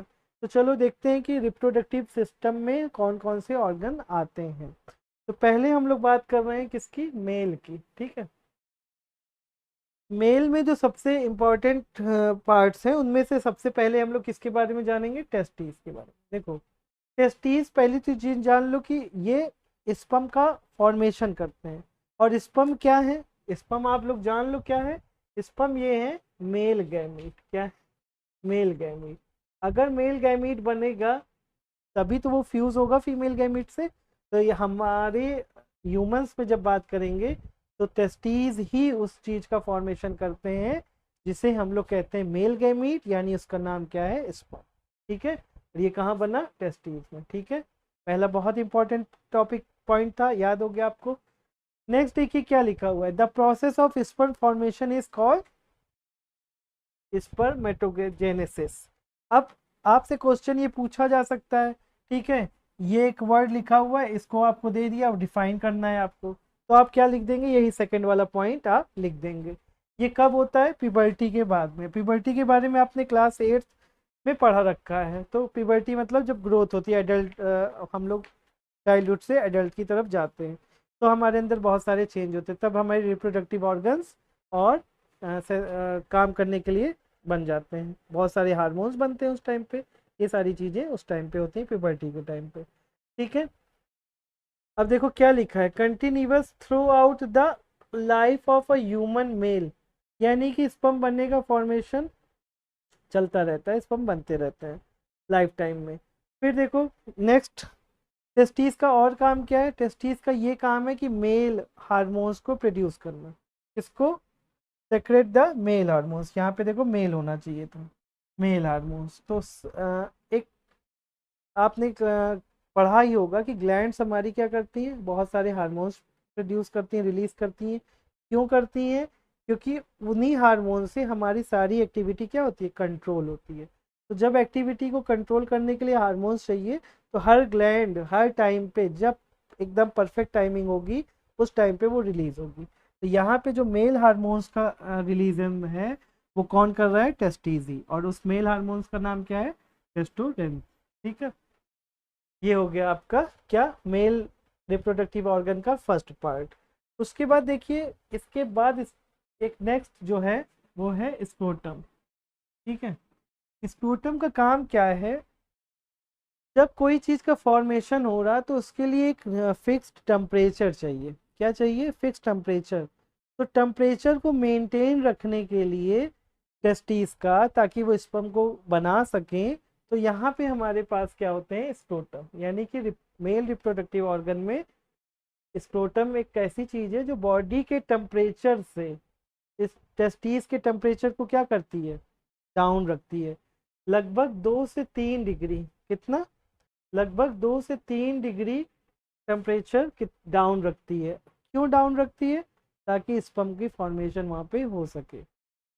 अगर दो डाउन नहीं रखेंगे, बॉडी का टेम्परेचर के ही अकॉर्डिंग रहेगा, तो स्पर्म की फॉर्मेशन नहीं हो पाएगी। तो पहला पॉइंट यही है। उसके बाद देखो, उनका काम, मेन काम हो गया। उसके बाद देखो वॉस डिफरेंसेस, ये क्या होते हैं? ये डिलीवर्ड करते हैं, मतलब अब स्पर्म बन गए टेस्टिस में, वो जाएंगे ना उस जगह पे जहाँ से वो रिलीज होके फीमेल्स रिप्रोडक्टिव ऑर्गन में जाके फ्यूज होंगे। तो वो एक रास्ता होना चाहिए, तो वो रास्ता क्या कहलाता है? Vas deferens. ये ट्यूब लाइक स्ट्रक्चर होता है जिससे स्पर्म निकलता है और जाता है, मूव करता है कहाँ पे? पेनिस तक। फिर पेनिस से फिर कहाँ चला जाता है? वो फीमेल रिप्रोडक्टिव ऑर्गन में। इस तरह से ये है इसका काम, स्क्रोटम का और वॉस डिफरेंसेस। इसके अलावा देखो फिगर आप देख लो, तो फिगर से आपको बहुत अच्छे से समझ में आएगा। ये देखो, ये है मेल रिप्रोडक्टिव ऑर्गन का फिगर। यहाँ पे आप देख रहे हो यूरेटर। यूरेटर के बारे में आप जानते ही हो, किडनी में आपने पढ़ रखा है यूरेटर। यूरेटर से क्या होता है? यूरिन निकलती है, पास होती है।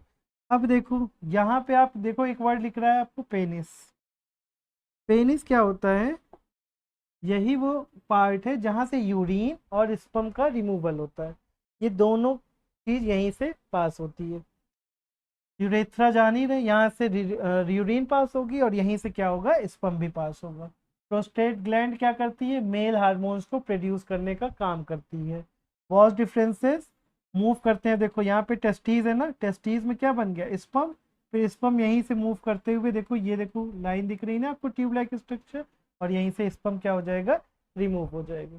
ठीक है, ये है हमारा क्या? Reproductive organ of male. ये हो गया। देखो यूरेटर, यूरेटर क्या कर रहा है? यूरिन को पास, मतलब बना के किडनी से कहाँ तक आ रहा है? ब्लैडर तक, और ब्लैडर से फिर बाहर हो जाएगा। पेनिस, यहीं से यूरिन और स्पर्म दोनों रिमूव हो रहे हैं। कॉज डिफरेंसेस में क्या हो रहा है? यहाँ से टेस्टीज में जो बन रहे हैं स्पर्म, वो मूव करके जा रहे हैं। स्क्रोटम का काम क्या है? स्क्रोटम का काम है टेम्परेचर 2 से 3 डिग्री सेल्सियस कम करना, बॉडी के टेम्परेचर से टेस्टिस का टेम्परेचर लो रखना, जिससे स्पर्म की क्या हो सके? फॉर्मेशन हो सके। इस तरह से ये है हमारा क्या? रिप्रोडक्टिव ऑर्गन का फिगर। बहुत इंपॉर्टेंट है, इसको ध्यान से देख लीजिए, समझ लीजिए और पढ़िए सबका एक एक का फंक्शन। इनका फंक्शन क्या है?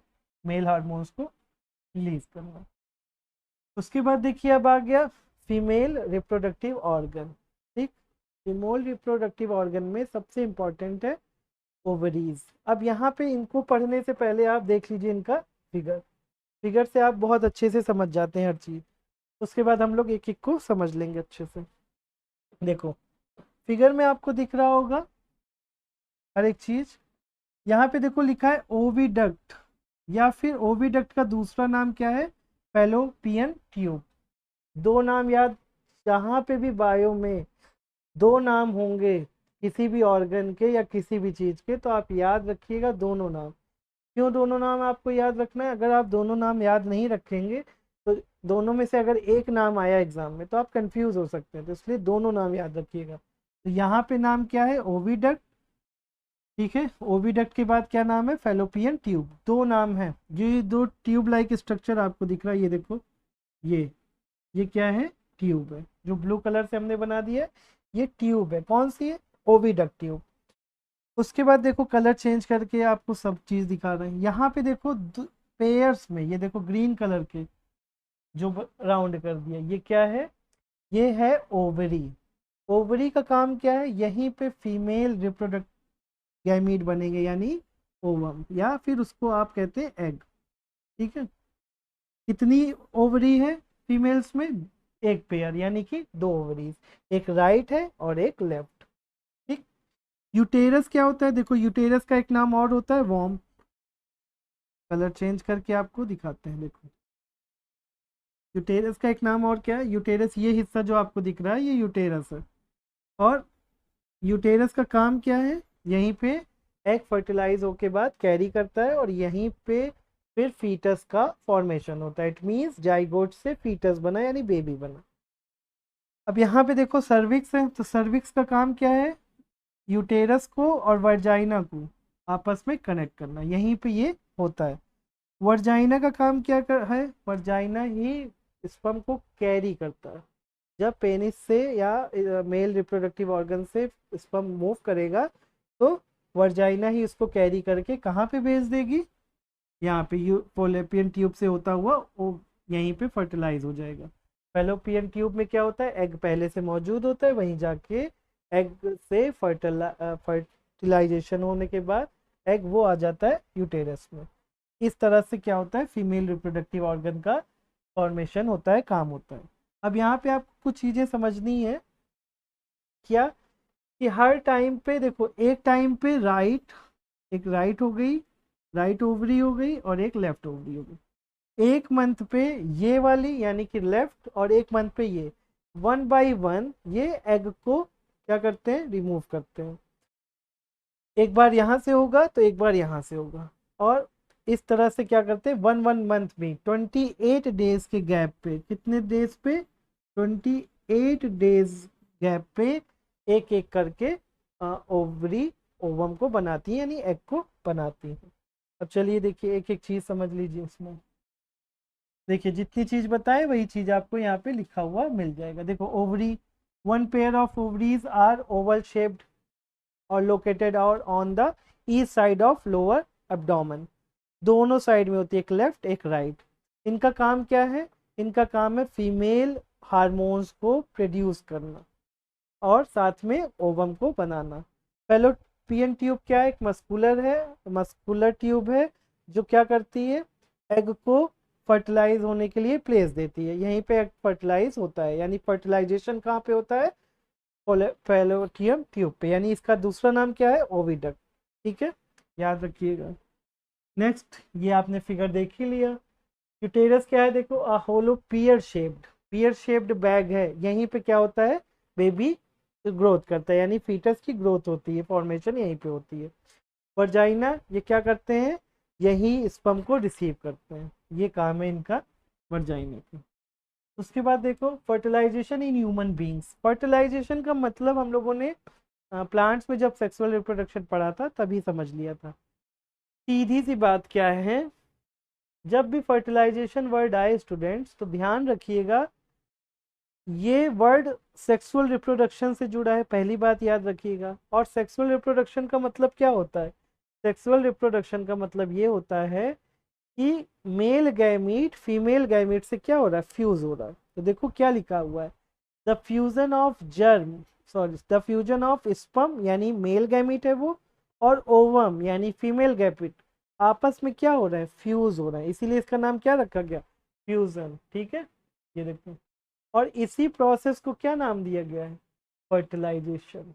क्या नाम दिया गया, फर्टिलाइजेशन। अब एक क्वेश्चन यहाँ से आपसे पूछा जा सकता है एग्जाम में कि फर्टिलाइजेशन प्रोसेस कहाँ पे होती है, यानी कि कहाँ पे अकर होगी, तो आप बताएंगे फैलोपियन ट्यूब पे यानी ओविडक्ट। ठीक, उसके बाद देखो यही जब फ्यूज हो जाएगा तो उसके बाद जाइगोट बनेगा, जाइगोट डेवलप करके एम्ब्रियो बनेगा, एम्ब्रियो फीटस बनेगा, और इस तरह से क्या होगा, डेवलपमेंट हो जाएगा। अब ये चीज़ आपको ध्यान रखना है कि डेवलपमेंट कहाँ हो रहा है, तो आपको बताना है यूटेरस में हो रहा है डेवलपमेंट। ठीक, और इस प्रोसेस को क्या बोलते हैं, इम्प्लांटेशन। ठीक है, जब फ्यूज हो गया और एक एम्ब्रियो बन गया तो इसी प्रोसेस को क्या बोलते हैं, इम्प्लांटेशन। उसके बाद देखो कभी आपने ध्यान दिया होगा तो बच्चे को न्यूट्रिशन कहाँ से मिल रहा है, नरिशमेंट कहाँ से हो रहा है उसका, एम्ब्रियो का, वो हो रहा है मदर से ही। तो मदर से डायरेक्ट कैसे होगा, अगर कोई चीज़ आप तक पहुँचेगी तो किसी ना किसी मीडियम से पहुँचेगी ना। एग्जाम्पल ले लो, जैसे आपके घर में समरसेबुल होगा, अब वो पानी आप तक पहुँचा रहा है, पानी पहुँच रहा है तो कोई ना कोई रास्ता होगा ना आने के लिए पानी का, तो वो होता है ट्यूब एक। तो मदर से बेबी में एम्ब्रियो तक नरिशमेंट पहुंचने के लिए ट्यूब लाइक स्ट्रक्चर होता है, वो कहलाता है प्लेसेंटा। क्या कहलाता है? प्लेसेंटा। देखो क्वेश्चन ये है, तो ये क्वेश्चन कैसे घुमा के दे सकते हैं कि how embryo get its nourishment, तो आप बताएंगे with the help of placenta. Placenta से मदर के अंदर जितनी भी न्यूट्रिएंट होते हैं वो कहाँ पहुंच जाते हैं? एम्ब्रियो में, और एम्ब्रियो का वेस्ट भी वहीं से रिमूव हो जाता है। तो ये बहुत इंपॉर्टेंट है प्लेसेंटा। ठीक है, तो प्लेसेंटा के बारे में आप बस इतना जान लो कि एम्ब्रियो को न्यूट्रिशन मिलता कहाँ से है, वो प्लेसेंटा की हेल्प से मिलता है। ये क्वेश्चन बहुत बार पूछा गया है, तो इसको ध्यान रखिएगा। उसके बाद देखो मेंस्ट्रुएशन, एक चीज याद रख लो, मेंस्ट्रुएशन का मतलब ये होता है, अभी आपको देखो हमने बताया कि एक बार एक राइट ओवरी बनाएगी एग और एक बार लेफ्ट, तो वो हर टाइम पे तो देखो उसको स्पर्म नहीं मिलेगा, उसका टाइम क्या होता है 48 आवर्स। अगर 48 आवर्स तक उसको स्पर्म नहीं मिला तो वो फ्यूजन का प्रोसेस नहीं कर पाएगा, यानी फर्टिलाइज नहीं हो पाएगा। तो फर्टिलाइज जब नहीं होगा तो उसका क्या होगा, वही चीज़ देखना है।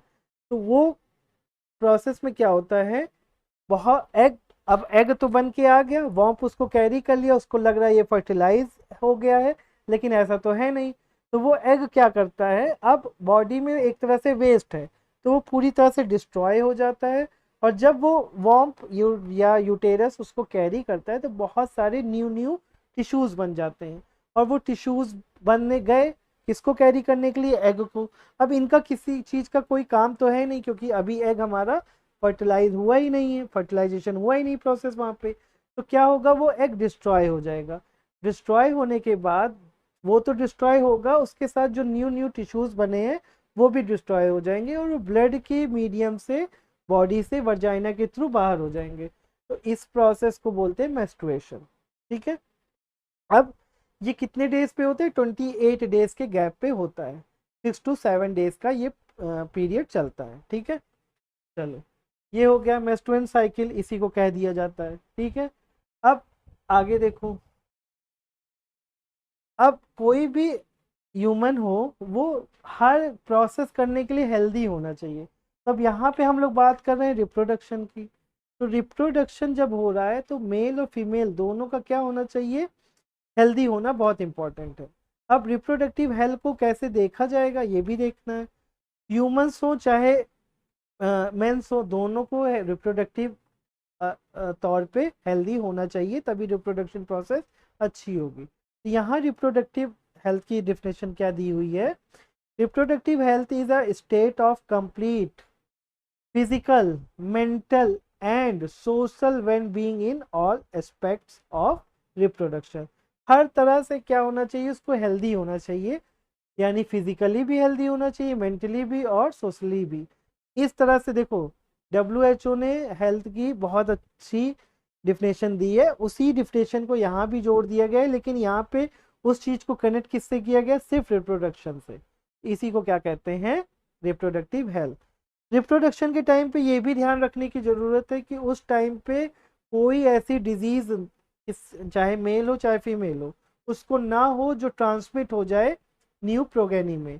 तो इस चीज़ का बड़ा ध्यान रखना है, और इस सब चीज़ के लिए अवेयर होने के लिए हमें रिप्रोडक्टिव हेल्थ पे बहुत ध्यान रखना पड़ेगा। और ये सब होगा कैसे, जब हम बहुत सारी नॉलेज या डॉक्टर के कंसल्ट में बने रहेंगे। तो इस तरह से क्या हो सकता है, हम आगे वाली जनरेशन को डिजीज़ होने से बचा सकते हैं। बहुत सारी डिजीज़ आपने सुनी होंगी जो में पेरेंट्स से प्रोगेनी में यानी नेक्स्ट जनरेशन में चली जाती है। तो ऐसा कोई चीज़ ना हो, इसलिए हमें रिप्रोडक्शन के टाइम पे रिप्रोडक्टिव हेल्थ को बहुत अच्छी तरीके से रखना पड़ेगा, और इसी चीज़ से हम ट्रांसमिट होने से किसी भी डिजीज़ को, रिप्रोडक्टिव डिजीज़ को रोका जा सकता है। ठीक है, ध्यान रखने वाली बात है ये। जैसे HIV वगैरह आपने सुना होगा, तो उस टाइम पे अगर हेल्थ का चेकअप हो जाए या देख लिया जाए तो वो ट्रांसमिट नहीं होगा, तो एक जगह पे जाके रुक जाएगी वो, नहीं तो वो virus continuous next generation to next generation जाता रहेगा। उसके बाद देखो बहुत सारे मेथड हैं जिससे क्या किया जाता है, प्रिवेंट किया जाता है किसको, अनवांटेड प्रेगनेंसी को, यानी कि इसमें का एक टॉपिक आप फैमिली प्लानिंग भी ऐड कर सकते हैं।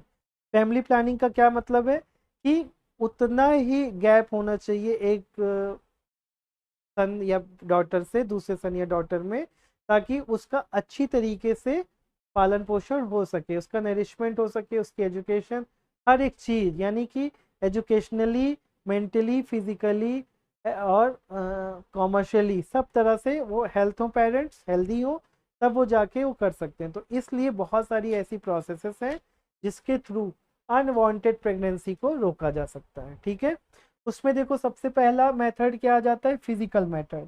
फिजिकल मेथड में क्या किया जाता है, टू प्रिवेंट फ्यूजन। ठीक है, अब देखो किसी भी तरह से प्रेगनेंसी को रोकना है या नई जनरेशन आने से रोकना है, यानी फैमिली प्लानिंग को भी मद्देनजर रखते हुए, तो क्या करना है, एग को स्पर्म से मिलने ही ना दिया जाए। अगर एग और स्पर्म आपस में मिले ही ना तो क्या होगा, फ्यूजन होगा नहीं, फ्यूजन होगा नहीं तो फर्टिलाइज होगा नहीं एग, तो न्यू स्पीसीज आएगी नहीं। तो यही चीज रोक लेते हैं। तो फिजिकल मेथड में क्या हो रहा है, to prevent fusion of egg and sperm. देखो, प्रिवेंट का मतलब रोक लेना, किसको रोक लेना है, एग और स्पर्म को। ये एग बन रहा है, यहाँ पे स्पर्म आए ही ना, तो जब दोनों आपस में फर्टिलाइज होंगे ही नहीं तो सिंपल सी बात है, प्रेगनेंसी होगी ही नहीं। और दूसरे और भी मेथड्स हैं, क्या, use condoms, cervical cap and diaphragm, यानी कुछ ऐसे इंस्ट्रूमेंट या सब्सटेंस ले लिए जाए जिससे स्पर्म और एग आपस में मिले ही ना, तो सिंपल सी बात है, प्रेगनेंसी होगी ही नहीं। ये क्या है, ये है प्रिवेंट करने के तरीके। कौन से मेथड से, फिजिकल मेथड से, इसमें कुछ नहीं है। ठीक है, बहुत इंपॉर्टेंट नहीं है, बस याद रखिएगा आप। केमिकल मेथड, केमिकल मेथड के थ्रू क्या करा जा सकता है, चेंजेस कर सकते हैं हार्मोन्स में, और एग की फॉर्मेशन रोकी जा सकती है, या एग को रिलीज होने से रोका जा सकता है। लेकिन क्या हो सकता है, इसके साइड इफेक्ट बहुत सारे हैं, तो बॉडी को नुकसान भी हो सकता है। फिर सर्जिकल मेथड भी है, और कुछ डिवाइस के थ्रू भी किया जा सकता है। देखो, कॉपर टी एंड लूप, इससे भी लगा के क्या किया जा सकता है, रोका जा सकता है किसको, अनवांटेड प्रेगनेंसी को। और सर्जिकल सर्जरी करके मेल और फीमेल को, कि दोनों में से किसी की भी सर्जरी कर दी जाए, स्पर्म रिलीज ही ना हो और या एग ना बने, तो क्या हो जाएगा, फर्टिलाइजेशन होगा ही नहीं। और इस तरह से सर्जरी करके भी हम प्रिवेंट कर सकते हैं किसको, अनवांटेड प्रेगनेंसी को। देखो, सर्जिकल मेथड में क्या लिखा हुआ है, it male in males the vas deferens, जहां से मूव कर रहा है कौन, स्पर्म। देखो अभी हम लोगों ने ट्यूब देखा था ना एक इस तरह से, अब ये ट्यूब से स्पर्म बन मूव कर रहा है। अगर हम इसे ट्यूब पे ही ब्लॉकेज कर दें, रोक लगा दें, तो क्या होगा, किसी तरह से स्पर्म जा ही नहीं पाएगा, कहाँ तक, फीमेल गैमीट तक। तो इस तरह से प्रेगनेंसी रोक सकते हैं। और फीमेल्स में क्या कर दिया जाए, कहाँ पे यूज़ किया जाए इसका, फैलोपियन ट्यूब पे इसको ब्लॉक कर दें, तो एग ट्रांसफर नहीं होगा। तो जब एग ट्रांसफर नहीं होगा और स्पर्म ट्रांसफर नहीं होगा, तो फर्टिलाइजेशन का सवाल ही नहीं उठता। और जब दोनों आपस में फ्यूज ही नहीं होंगे, तो अनवांटेड प्रेगनेंसी होगी ही नहीं। तो फैमिली प्लानिंग भी इस तरह से करी जा सकती है। ठीक है, उसके बाद अब देखो क्वेश्चंस वगैरह हैं कुछ इंपॉर्टेंट। एक क्वेश्चन आपके लिए यही है, what is the importance of DNA कॉपिंग in reproduction. ठीक है, अब यहाँ पे इस क्वेश्चन का आंसर क्या है, इम्पोर्टेंस क्यों है रिप्रोडक्शन में डीएनए की, क्योंकि पेरेंट की क्वालिटीज़ भी आनी चाहिए, उनके जैसा भी बनना चाहिए। बट ये ध्यान रखना है आपको, एग्जैक्ट कॉपी नहीं बनाता, इसीलिए बहुत सारे वेरिएशन भी नेक्स्ट जनरेशन में आते हैं। ठीक है, और नेक्स्ट जनरेशन में आते से फिर नेक्स्ट जनरेशन टू जनरेशन और एवोल्यूशन का ये रीज़न बनता है। तो यहाँ पे हम लोगों ने रिप्रोडक्शन चैप्टर को वन शॉट में ख़त्म किया। Thank you students.